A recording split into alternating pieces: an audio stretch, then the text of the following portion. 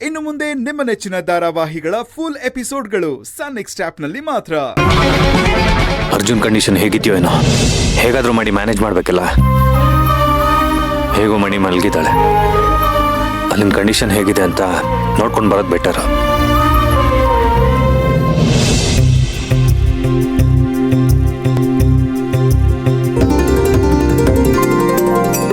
ದೇವ್ರೆ, ಮಾಡಕ್ ಹೊರಟಿರೋ ಕೆಲ್ಸಕ್ಕೆ ನನಗೆ ಯಾರ ಸಹಾಯನೂ ಇಲ್ವಲ್ಲ ಅಂತ ನಾನು ಕೊರಗ್ತಾ ಇದ್ದೆ ದೇವ್ರೆ.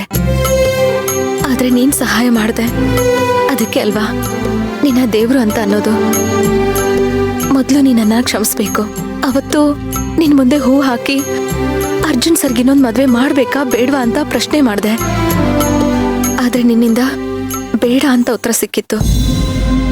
ಆದ್ರೆ ಇವತ್ತು ನಾನು ನಿನ್ ಮಾತು ಮೀರೋ ಅನಿವಾರ್ಯತೆ ಇದೆ. ಅತ್ತೆಗೆ ನನ್ ಮಾತು ಕೊಟ್ಟಿದ್ದೇನೋ ನಿಜ, ಅರ್ಜುನ್ ಸರ್ನ ನೀನೊಂದು ಮದ್ವೆ ಮಾಡೇ ಮಾಡ್ತೀನಿ ಅಂತ. ಯಾಕೆ ಹೇಳು, ಎಷ್ಟೇ ಆಗ್ಲಿ ಅವ್ರದ್ದು ತಾಯಿ ಹೃದಯ.